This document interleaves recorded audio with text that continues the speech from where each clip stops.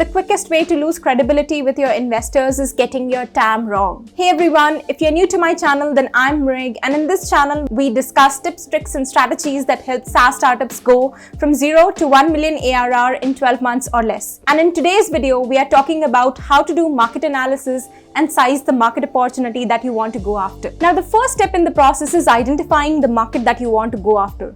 And there are essentially two ways of doing this. One is that you go after an existing market and an existing problem where people are already spending money. And the second is that you see a trend in an existing market which is going to open up some new market in the future and you want to jump on the bandwagon. Now, for most of us, the first route may be the better option to go after. And let me give you examples of them. So Rob Walling, the founder of Drift, in a famous interview had said to Dharmesh, the co-founder of Hubspot 20 years ago, that his software wouldn't work because all he was doing was bringing together email marketing and CRMs and invoicing solutions and workflow management at one place. And Dharmesh had told him, yes, you're right about it. As economies grow, there'll be more and more small and medium businesses out here, and you need some software that's going to bring together all these disjointed softwares together. And Rob at that time had dismissed him, saying that he can create his own HubSpot by bringing together MailChimp and Trello and QuickBooks and Clockify, and there was nothing new about the tool. But Rob admits that he was wrong about it. Dharmesh went ahead and built the tool, and not only that, over a period of time, earned the right to have a differentiated conversation around inbound marketing, which made HubSpot stand apart from the rest of the crowd. And this is what most successful companies have done. They went behind market where people were already spending money and then earned the right to have a differentiated conversation. Same thing with Drift. Many people say that Drift created a new category with conversational marketing and their whole ecosystem around it. But that's not true. Drift is essentially chatbots, and that is marketing and sales automation. Companies were already spending a lot of money on sales and marketing automation before Drift. And Drift entered this market, went behind these people who were automating sales and marketing, and then earned the right to have a differentiated conversation around conversational marketing. Compare this to Abby. So Abby was a company that allowed you to document your A/B tests. And I've mentioned this in my other videos and how you need to learn from this case study. Abby as a company had to first educate customers on why feedback loops in A/B tests are very important, and then go about selling their solution.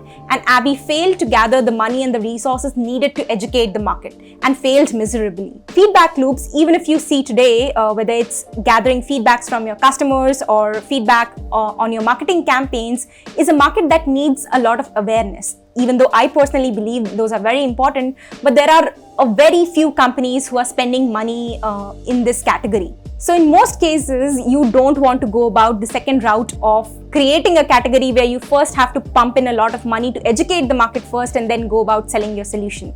You want to go after a space where people are already spending money and then maybe earn the right to have a differentiated conversation around the same problem. A couple of years back, I worked in an agency where one of our clients was in the community influencer marketing space. So we prodded brands to look inside of their own customer base, employee base, and fan base and leverage their networks to promote the brand instead of going after the big influencers. But this was a very new conversation just 4 years back.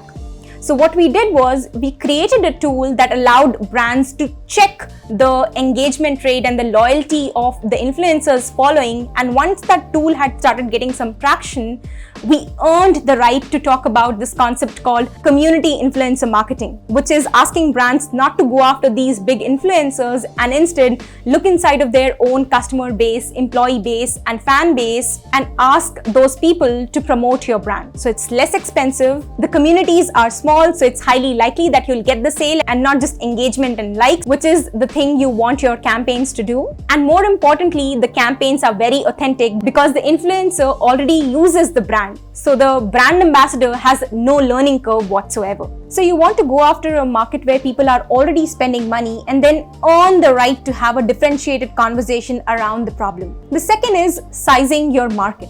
So once you're very clear on what market you're going after, you want to understand the total demand that will be there for the product or the service. Very often, founders will come to investors and say something like, we are building an EdTech solution and EdTech is a $500 billion company.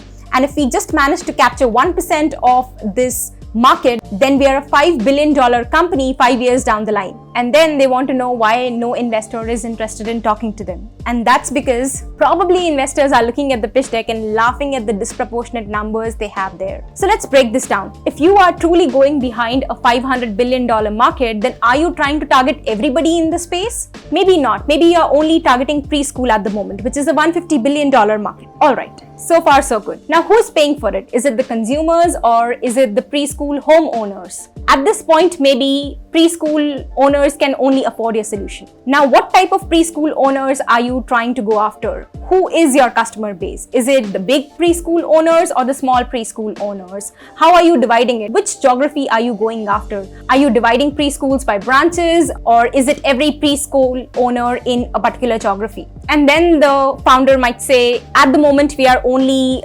going after every preschool owner in the markets of US, UK and Middle East, because we don't understand the Asian and the Indian markets, and probably those economies cannot afford this type of solution at the moment. And all of a sudden, your TAM is $500 million and not $500 billion.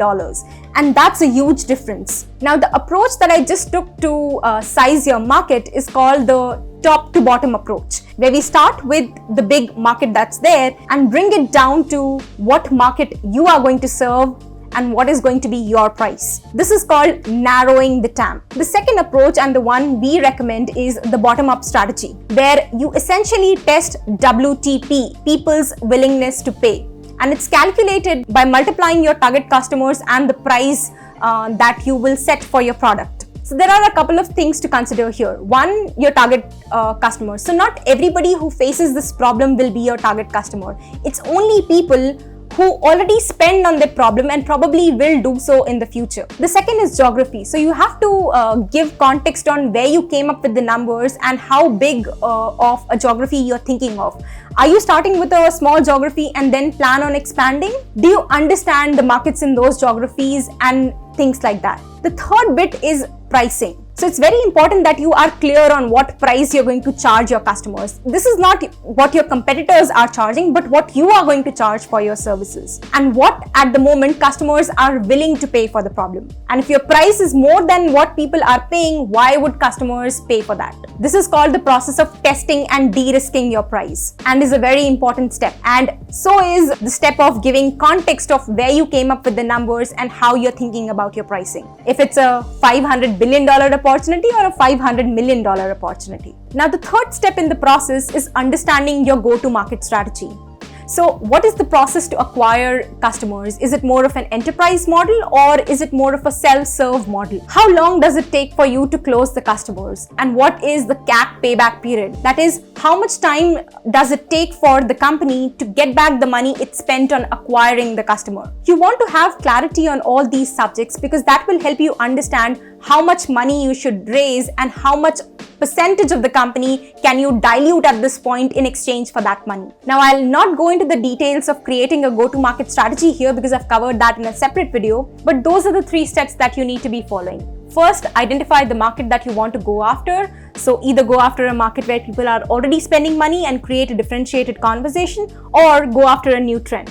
The second is sizing the market opportunity. So take a tops to down approach or a bottom up strategy. The third is creating a go-to-market strategy so that you can have clarity on the amount of money you want to raise.